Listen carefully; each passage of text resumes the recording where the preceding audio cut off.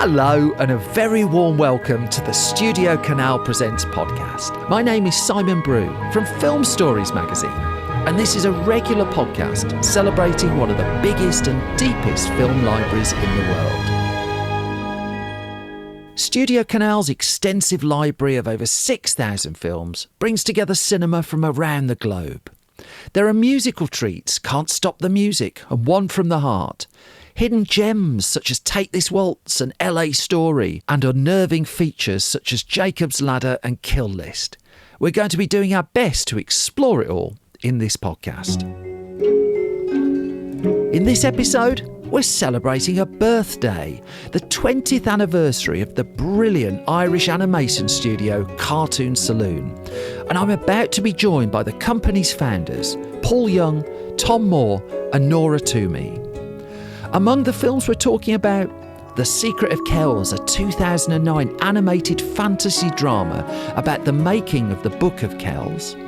There's the sublime Song of the Sea, a movie that follows the story of 10-year-old Ben, who discovers his mute sister Saoirse is a Selkie. And then there's The Breadwinner, the tale of Pavana, an 11-year-old girl growing up under the Taliban in Afghanistan in 2001. Here's just a taste of those films. How do you know that song? My mother told it to me. And who are you? Human child? I'm nobody. Nobody? I'm Ben. Oh. I'm looking for my sister. I lost her down here. Look at that. Start episodes of this podcast by just asking our guests just for a little film fact about themselves, like the first film you watched or what got you into film in the first place. Can I start with you, Nora? Is that okay? Sure, yeah. I guess the first one I remember very well is The Wizard of Oz, not on its original release, but on TV.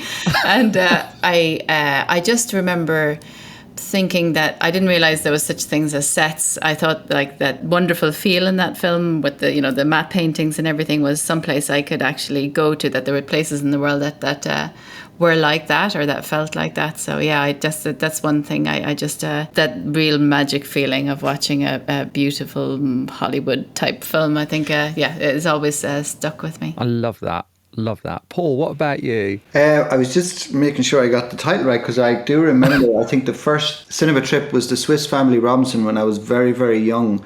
And my mother always remembers it because I think a tiger or some big cat gets killed in it.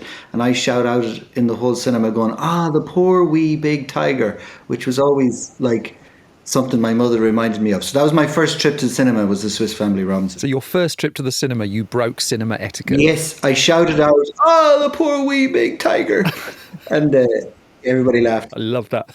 And what about you, Tom? I think the first one I remember going to was Snow White. Again, on re-release. It wasn't there in 1939 for the original release, but I was afraid of the witch. And I remember my dad telling me to look at the projection booth, and I could watch the scary bits really small, about the size of a TV, by looking at the projection booth rather than the big screen. So that was my first trip to the cinema and my first introduction to the mechanics and technology of film. So for people heavily into cinema, we've got one person who shouted out and one person who turned around and didn't look at the screen. Yeah, exactly. So Nora, you're the only purist here. Except I didn't understand what sets were. We're celebrating here, and from the outside looking in, I mean, it's an incredible story. 25 years of Cartoon Saloon. But it's extraordinary for us on the outside seeing this and seeing what you've kept in place over those 25 years. But I'm just curious, were I to track the three of you down, say, 27 years ago, in 1997, say, 2 years before you set the company up, how would I have found the three of you? How close to the idea of this were you? Pretty close. 97. We were all in college together. We were all in animation school together, So sitting on the lawn outside the school. We were in Ballyfermot. In Ballyfermot College, and all studying there in different years, I think, or I was in 1 year behind Nora. Yeah, different years, different courses, I think, as well. I was a year ahead of you, Tom, and then Paul, you were in the 3D course, is that right? So was it? Yeah, well, I was first I did 2 years of the regular 2D animation, and then in the last year, I moved to this this multimedia course in Dame Street. But I didn't do my final year in Ballyfermot. I did the final year in this other course that spun off of it, that I thought, it might be interesting to do this new 3D stuff. Yeah. So, Nora, you said there about just sitting on the lawn outside. It's just like, I've got a child at film school. I walk past, I see people sat on the lawn. Most don't go on to make something like this. I mean, what was it? What was in that 2-year period from sitting on the lawn then to setting it all up? What made you three different? Well, I think a lot of people that went to college, so it was a great college and it still is in Ballyfermot. It was set up around the time of the Blu Studios in order to feed Blu Studios in Dublin with classical animators and assistant animators. And so we all met in college there, having gotten there through different means and with different ambitions and that. But I think a lot of people who studied around that time went off to work in games or to work in kind of big studios. And I had worked in a factory and wanted to make the most of the time that I had. I felt that the best way to do that was to have some kind of control over what I was animating. So not spending 3 years on maybe a film that I didn't particularly believe in or something like that. And Tomm went to Young Irish Filmmakers here in Kilkenny, which was an organisation that was set up for young people and put fantastic, expensive equipment in the hands of young people and, got them to grow up and tell stories and make films and shorts and all that. And so I think Tomm had maybe a confidence that maybe myself and Paul mightn't have had the same kind of opportunities. So there was absolutely a can-do kind of thing.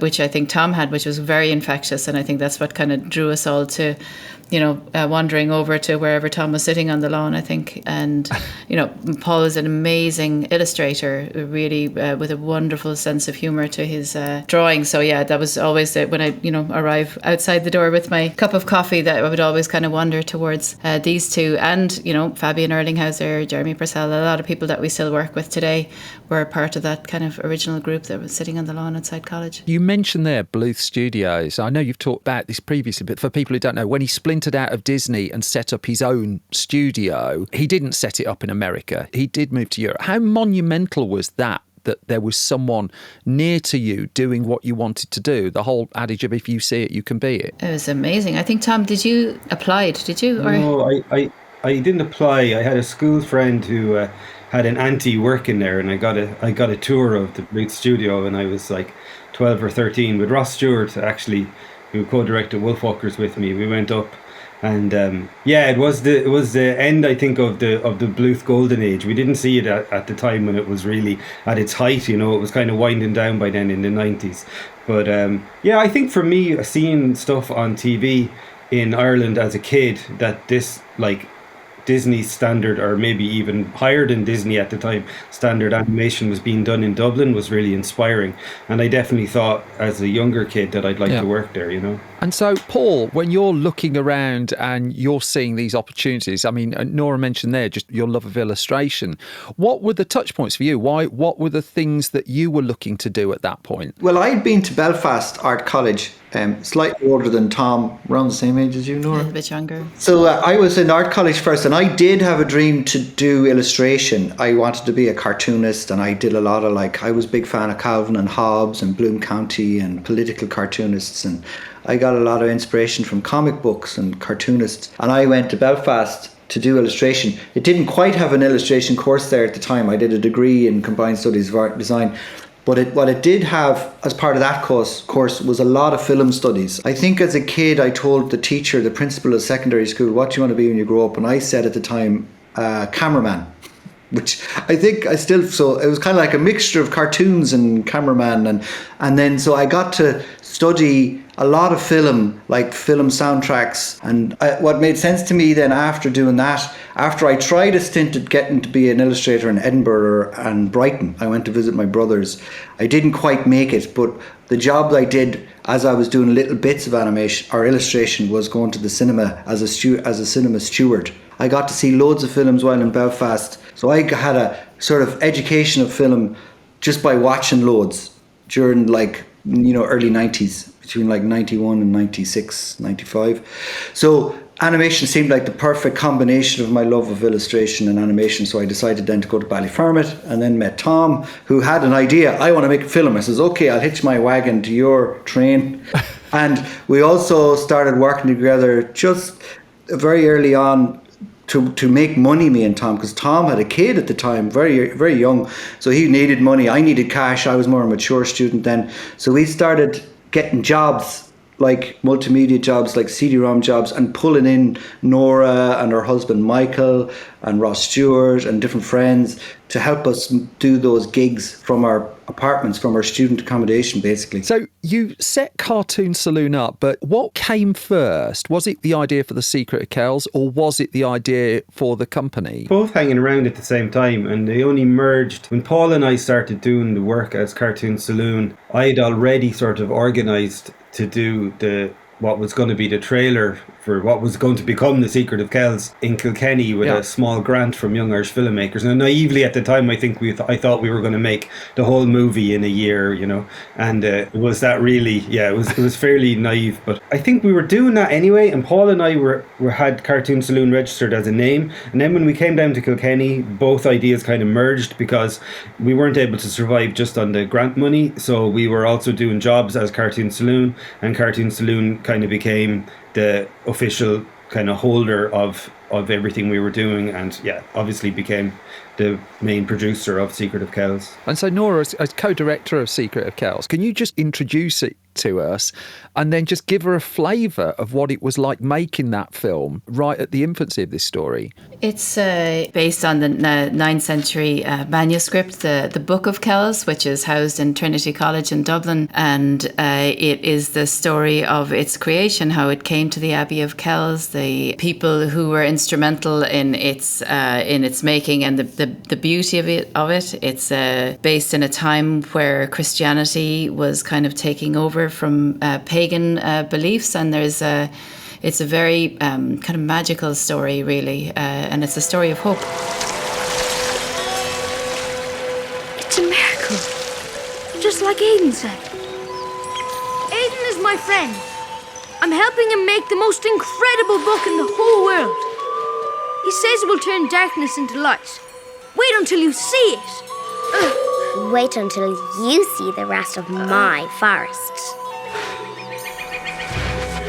I guess that's what the film is. It was a journey to get there. I think that when we all came down to Kilkenny, it was 1999, and I think it was 2003 we started production, which was good going actually, because we had no track record besides a couple of short films that we had made. We'd made actually a good few short films at that point. The Screen Ireland, were the Irish Film Board at the time, were fantastic for giving small little grants to just get you up and going and put something on 35mm print and get it in front of an audience at the Galway Film Flower, the Cork Film Festival. I suppose what we'd learned from those shorts, we were able to apply onto the feature, but with the help of incredible producers like Didier Brunner, who was the first kind of producer to come on board and to want to co-produce with us. And that was a huge vote of confidence, which then resulted in other co-producers in Belgium coming on as well.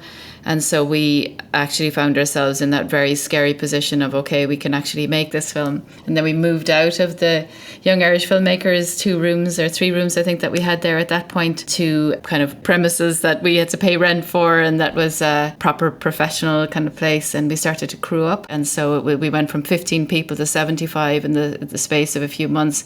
We went from a handful of computers to everybody having a computer, trying to figure out the whole production pipeline. It's just a small line in your answer there about how you jumped from 15 people to 75. Again, one of those small lines that just, I mean, that sounds a humongous challenge to me. I remember, I think it was when Aardman was making Chicken Run and suddenly had to crew up, and there just weren't the people. I think they had to set up training courses at local colleges and things like that. Otherwise, they just wouldn't have the expertise they needed. Were you finding something similar, or was the legacy of the Blu Studios there left a bedrock of talent waiting to be untapped? Well, we had, again, a lot of the people that we graduated with stayed, with us through those years. I remember Jeremy Purcell in particular and Fabian Erlinghauser being really amazing and instrumental in just helping us man the amount of departments that we had, but also we looked internationally, and so we continue actually to this day to be a very multinational kind of, or international studio in terms of the talent that we attract. So yeah, we pulled from talent all over Europe And that was great too, because it really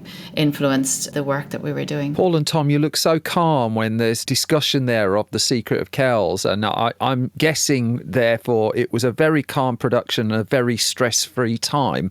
How do you look back on that now? I think there might be some kind of mental block from all this. Looking calm on the outside, but inside. It's really funny, reminiscing this year about 25 years of Cartoon Saloon. I feel that I haven't quite caught up to where we are now. And those kind of all or nothing days, those very kind of seat of our pants days are still very close to the surface for me. I still find it hard to believe like how much more the studio has become structured and steady and kind of more competent. And back then we were really making it up. You mentioned Wallace and Gromit, or you mentioned Aardman. I always think about that scene where they're putting the track down in front of the train as fast as the train is moving. That was pretty much what making The Secret of Kells was like. Yeah.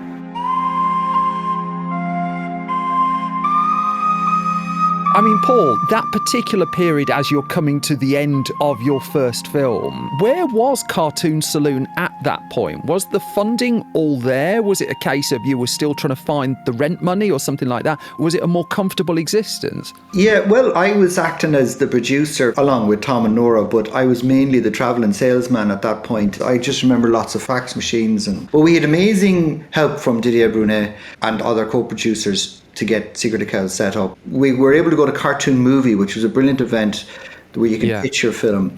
And how a film was funded in Ireland was very particular back then because of the Section 481, which you have the equivalent of in the UK, where you have like tax incentives to make movies in your country, tax breaks to make movies so you can get your tax back after you finish. You had to have all the money in place before you could even begin principal photography or principal animation. So actually it focused everybody's mind on actually getting what at the time was a 5.35 million euro budget. And so we knew we did have actually the money. That was the one good thing, is we knew we had the money together. We didn't have a big gap. But the pipeline was new to us, and we had lots of help from our co-producers on how to make a film as well and how to sell it. And so we had lots of money coming from France, and we had money coming from Belgium, and we were trying to get our money from the UK and Ireland. And I remember STUDIOCANAL came in through Hengame Panihat, who unfortunately passed away a few years ago, and brought in the UK money. So it was all a learning experience. I mean, it was complete learning. I learned a lot from the co-producers and learned a lot from going to markets, going to Cannes, going to like all the different film festivals, and literally just trying to meet people while you're there to find out where do you get the money.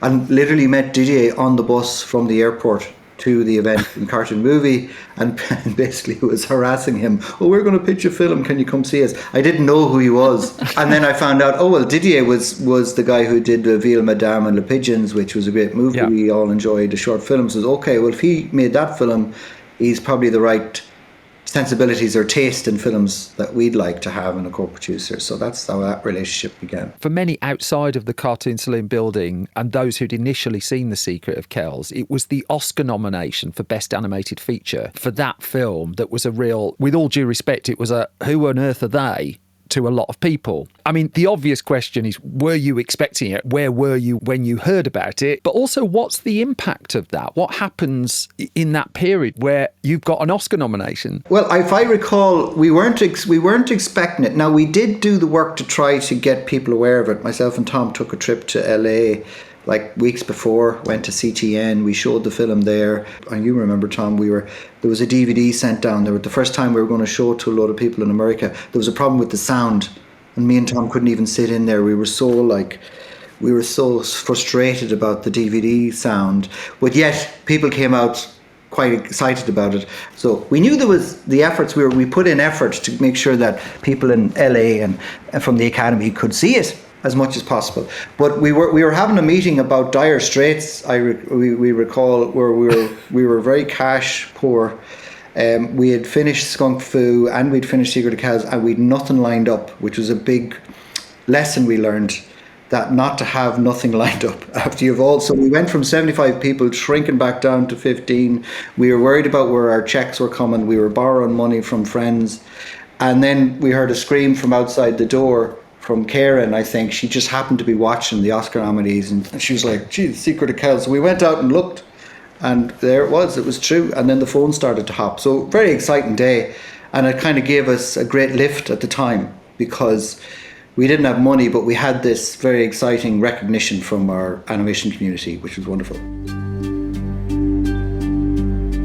I first came across your work on a cinema screen with 2014 Song of the Sea. I took my kids along to it, and what was distinctive to me at that point was not just the beauty of the film itself, but what it wasn't. There were a lot, with all due respect to other films around at the time, of surrogate babysitters around at the time that would like cut to a song or something, or try and sell me something. And this felt very independent, very singular. Can you take us into Song of the Sea and introduce the film for us? I think maybe if Tom, you do, because it was a holiday that you took, wasn't it, with your son and your wife? We were in the west of Ireland, in Dingle. We were on a small break before starting Secret of Kells. My wife and I were getting married.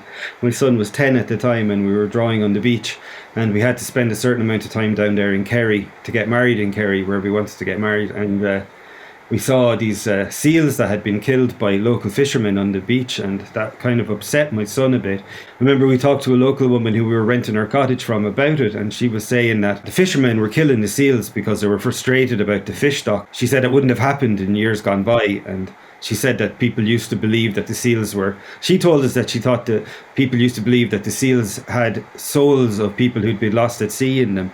And then that kind of set me off thinking about it. I remember telling Ross Stewart the story when I came back from my holidays, and he gave me a book called The People of the Sea, which was a collection of stories, of these Selkie stories from the early part of the 20th century. A guy had collected all these stories along the west of Ireland and up into Scotland of these creatures that could transform into humans when they came from the sea, but they were seals in the sea and humans on land. And all the stories seem to be a kind of about loss to me. They all seem to be dealing with the concept of loss, and it really resonated. And I started to dream up the story of the little girl Saoirse, who was a Selkie, but she was the last Selkie. It was just a germ of an idea, but all the stuff I was learning on Secret of Kells as we were making Secret of Kells, every time I was frustrated that there was something that we couldn't do in Secret of Kells, I said, oh well, I'll get it right on Song of the Sea. So Song of the Sea was tipping away in sketchbooks and on the back burner all through Secret of Kells. So at that point, when the Secret of Kells came out, Paul, you were talking before about having your next thing ready to go. You had the germ of what it was going to be, but not necessarily the setup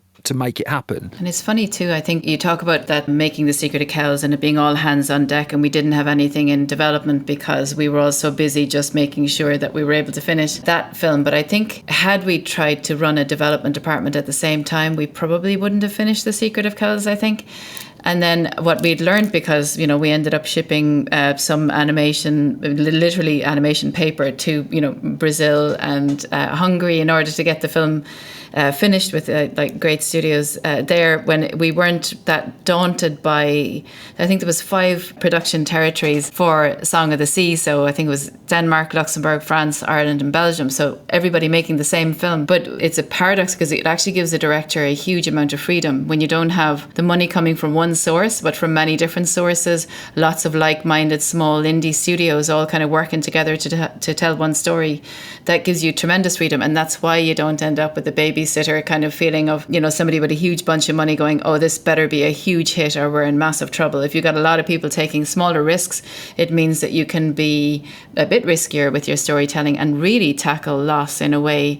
I mean, that's something that I'm really proud of, is that the character of Ben, in order to truly love and embrace his sister, has to let go of his mother. And that's a really, really beautiful storytelling, and it's something that I think you could only have done in that way. Can't you stay too, Mum? Please?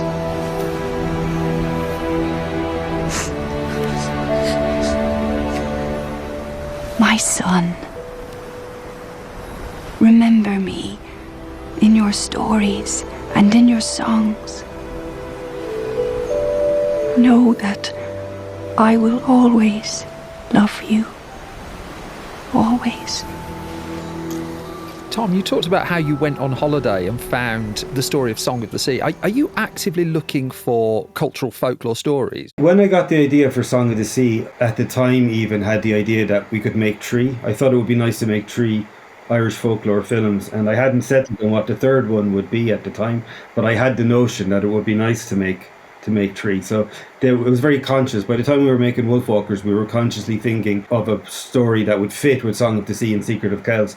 But Secret of Kells, I think, was very much like self-referential. It was like a story about artists trying to make something beyond what they imagined they could be able to make in the times that they were trying to make it in and everything. So that was kind of a very much a student film at some level, or a film of people learning to be filmmakers. And then Song of the Sea was trying to take some of the themes and ideas from Secret of Kells, and I think I was just swimming in that water then for the first 20 years or so of Cartoon Saloon. The 3 films that I was directing or co-directing were all based on Irish folklore, and they all kind of, one fed into the other. Like the idea for one, or ideas from one, would feed into the next one. So it was pretty conscious, I guess, when I look back on it. But at the same time, it's kind of interesting that we never imagined, like we never felt confident that we'd end up with 3 at the end. It was just sort of like a pipe dream for a long time, you know. So it's amazing to see the trilogy finished, as it were, you know. And then, were I to sit and predict what film I thought you'd go on to make after that, I'd have lost my money fairly quickly. Other people will have read Deborah Ellis's The Breadwinner and not thought, let's turn this into an animated movie. And yet, you did. Yeah, I would be driving into work, listening to the news in the mornings and listening to what was going on in Afghanistan and hearing about, women who didn't, certainly weren't allowed to drive, weren't allowed to go outside, weren't allowed to have jobs.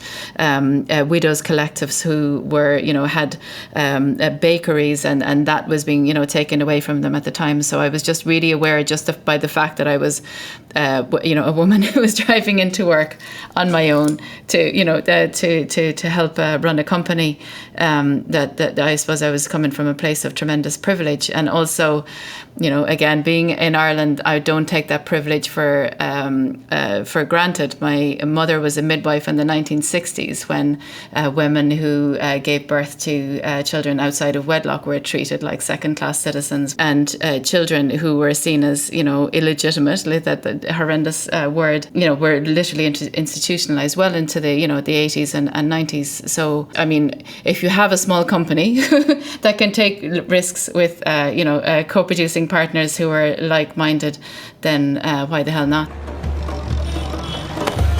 Who are you and why were you staring at me? What is your name? My name? I know you from somewhere. No, I wasn't. Wasn't what? You don't know me. I do know you. No. I do know you. You're Parwana. I'm not. I am Shazia. Remember? From school? Shazia? I had long hair then, but so did you. Don't tell anyone. Here's your cap.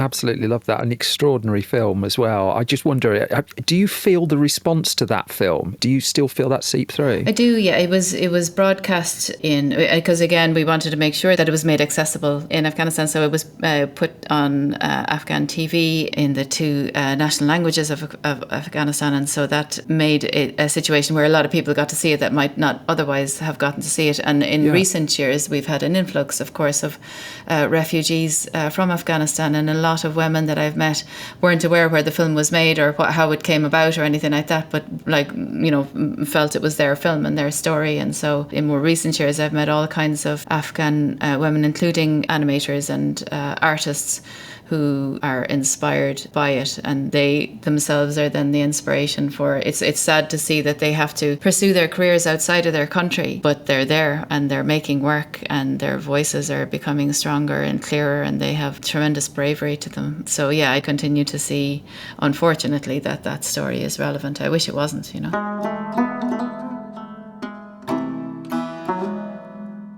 I mean, we're coming to the end of our time. I could interrogate you for hours and hours and hours. I just wonder then, if I'd have found the 3 of you under that tree in what, 1997, that we talked about right at the start, and told you where you were all now, you wouldn't have seen this coming. We'd be delighted, I'd say, but yeah, I think we would have been surprised. I definitely think there was a long period where it was something we were going to do and then go and get real jobs, and then over the time it became obvious this was our real job and that's what we were going to be doing for our careers. But yeah, there's an exhibition for the Puff and Rock series in the local library here, and my little granddaughter is 6 years old now, and I reflect a lot when I think that my son was a small kid when we started the studio, and now I have a 6-year-old granddaughter who's enjoying the series that we created back then, and it's still going. It's nice, that generational feeling. You feel like you're passing something on to the next generation, which is nice, you know. I can't thank you enough for coming on this podcast and helping us be a tiny part of your 25th birthday celebrations. One thing we ask of all of our guests, just before I let you go, is to dig into the STUDIOCANAL catalogue and just pick something to recommend to others from there. And I know we've pre-warned you of this, so you've all picked something. Can I start with you, Paul? A man with so much charming Irish animation to his name.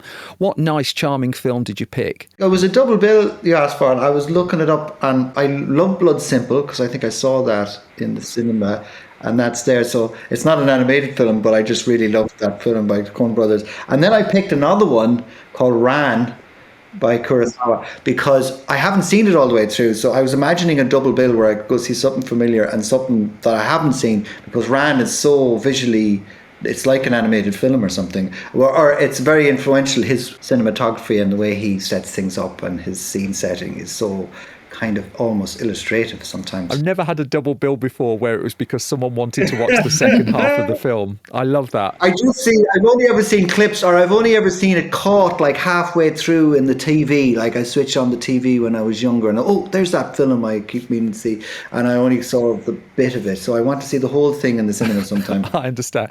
Tom, what did you pick for us? Okay, so I'm going to go with Ernest and Celestine, which is a beautiful animated film from France that is based on these beautiful Belgian picture books, and it's a big influence on my next movie, and it's a really lovely example of the charm of hand-drawn animation. So I think everyone should check out Ernest and Celestine. And Nora, if we can round off with you, is it a film you've seen all the way through? I have seen Moby Dick quite a few times from childhood.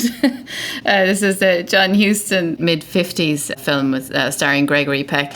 And I just love, it's black and white. I absolutely love it. I love the mannered performances, especially from Gregory Peck. And also, I guess most times when I'm directing and I have to when something goes wrong and something, I always feel like Ahab looking out and to my crew, kind of thinking I'm going to lash myself to the whale, which is usually the feature film that's in production at the time. But which is a really positive way, I guess, to look at directing. But that would be my recommendation. Nora, Tom and Paul, thank you so much for joining us on the STUDIOCANAL podcast, and a very happy birthday to you. Thank you very much. Thank you for having us. Thank you. Moby Dick, Blood Simple, Ran, The Secret of Kells, Song of the Sea and The Breadwinner are all available on the STUDIOCANAL Presents channel on Prime Video, Apple TV Plus and ITVX. Now it's time for our regular news update from the world of STUDIOCANAL. Filming is now underway on Huntington, a revenge thriller that's taken loose inspiration from the much-loved 1949 classic Kind Hearts and Coronets. Huntington is written and directed by John Patton Ford, who made the acclaimed Emily the Criminal with Aubrey Plaza a couple of years back. The cast is now confirmed to be led by Glenn Powell, Margaret Qualley and Ed Harris, and we'll have more on the film as we hear it. A heads up too on a recent cinema release that's now available to watch at home. Sting is a film we talked about in a recent episode of STUDIOCANAL Presents, and it's now available to buy and rent from digital platforms. A DVD and Blu-ray release has been set for the 19th of August.